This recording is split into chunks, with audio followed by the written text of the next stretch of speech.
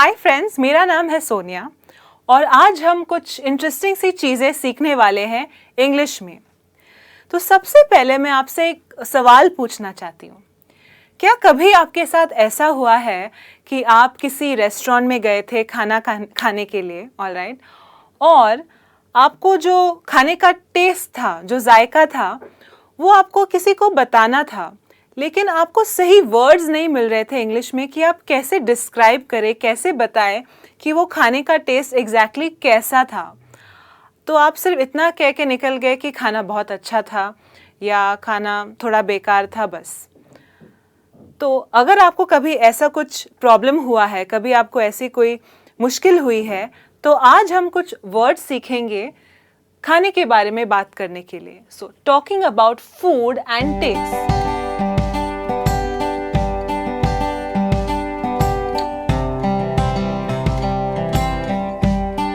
Test का मतलब होता है फ्लेवर, जो जायका होता है खाने का, ऑलराइट।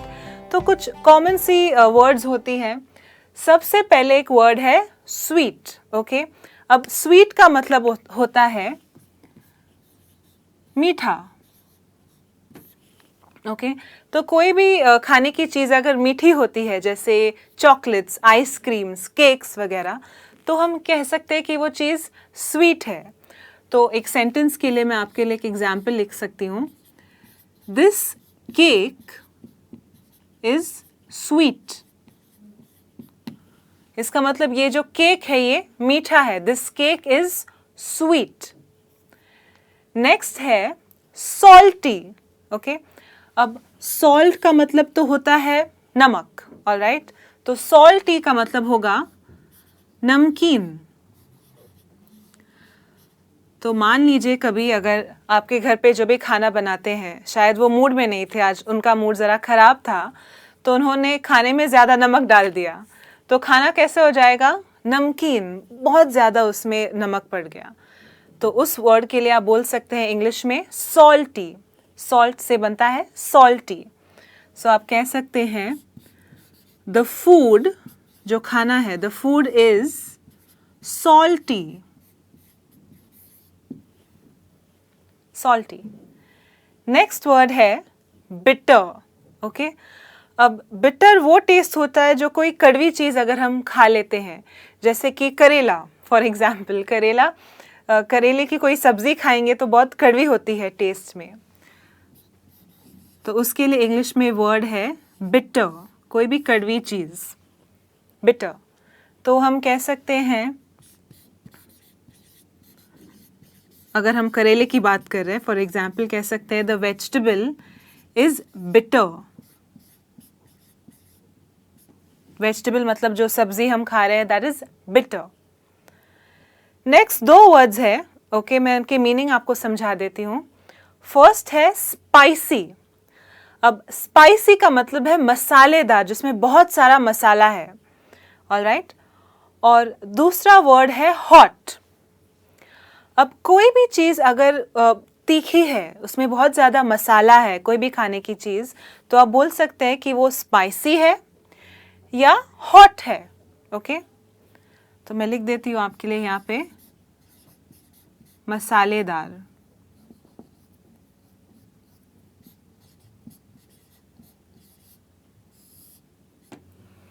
कोई भी चीज़ या खाने की चीज़ जो स्पाइसी, मसालेदार है, तो उसको हम स्पाइसी या हॉट कह सकते हैं। और अगर कोई चीज़ गर्म है, जैसे कि चाय, तो उसको भी हम बोल सकते हैं हॉट। तो हॉट का मतलब या मसालेदार हो सकता है या कोई चीज़ जो गर्म है। जैसे फॉर एग्जाम्पल मैं एक सेंटेंस बना सकती हूँ, जो चाय है वो गर्म है, so the T is hot. The T is hot. Next word है सावर, ओके। अब सावर ये वर्ड यूज किया जाता है चीज़ों को डिस्क्राइब, खाने की चीज़ों को डिस्क्राइब करने के लिए जो खट्टी होती है, जैसे कि इमली। इमली का टेस्ट कैसे होता है? एकदम खट्टा। सो सावर, कोई चीज़ जो खाने में हमें खट्टी लगती है, खट्टा लगता है, सावर। सो फॉर एग्जाम्पल जो भी आप खा रहे हैं, आप बोल सकते हैं this is sour, okay, this is sour. Next अभी ये तो हो गए सारे के सारे टेस्ट, खाने का टेस्ट कैसा होता है, जायका कैसा होता है, डिस्क्राइब करने के लिए कुछ वर्ड्स हैं। अब खाने की जो बनावट होती है, खाना कैसा होता है, वो डिस्क्राइब करने के लिए भी कुछ 3 वर्ड्स मैंने लिखे हुए हैं यहाँ पे, शायद आपने पहले सुने होंगे। सबसे पहला वर्ड है क्रीमी। ओके, अब क्रीमी बनता है उस वर्ड से क्रीम। क्रीम का मतलब है मलाई, तो क्रीमी का मतलब है कोई खाने की चीज़ जो मलाईदार है, जैसे कि दही या आइसक्रीम। ओके, इन टाइप की चीज़ों में हमें थोड़ा क्रीमी टेक्सचर लगता है, तो क्रीमी का मतलब है कोई चीज़ जो मलाईदार है।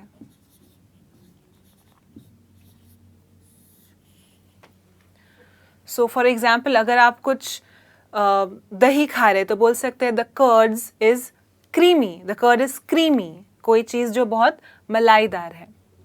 इवन अगर आप पास्ता खाते हैं तो पास्ता भी बहुत क्रीमी होता है, एक तरह का सॉस होता है जो बहुत क्रीमी है।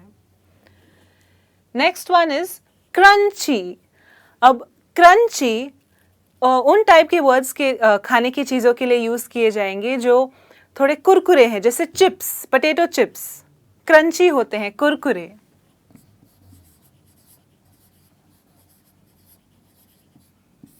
ओके, सो अगर वो चिप्स बहुत फ्रेश है तो आप बोल सकते हैं द चिप्स आर क्रंची,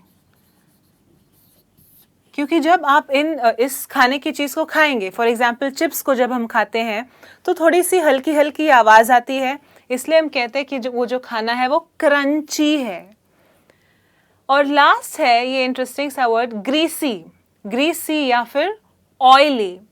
अब इसका मतलब है कोई भी खाना जिसमें बहुत सारा तेल है। कोई भी खाना जिसमें बहुत सारा तेल है वो अच्छा रियली नहीं होता सेहत के लिए। तो ग्रीसी या ऑयली, ऑयली आता है ऑयल से, ऑयल का मतलब है तेल। सो कोई भी चीज़ जिसमें बहुत सारा तेल, सो तेल से भरा हुआ खाना।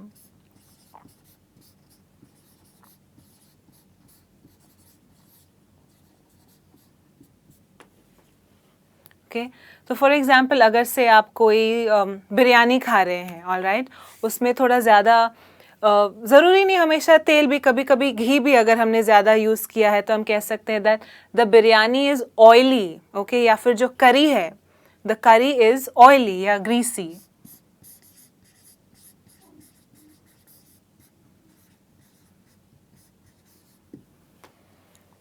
तो यस, इस तरह से कुछ वर्ड्स हमने आज सीखे हैं जो हम यूज़ कर सकते हैं खाने के बारे में और ज़्यादा कुछ बताने के लिए।